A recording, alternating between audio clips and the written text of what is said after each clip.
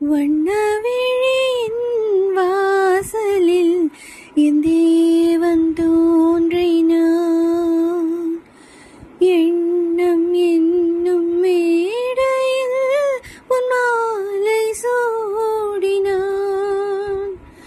கன்னி அழகை பாடவோ அவன் கவிஞனாகினான்.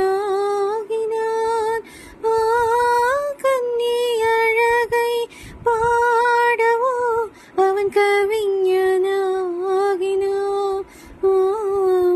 பெண்மையே உன் மென்மை கண்டு கலைஞனாகினான். கலை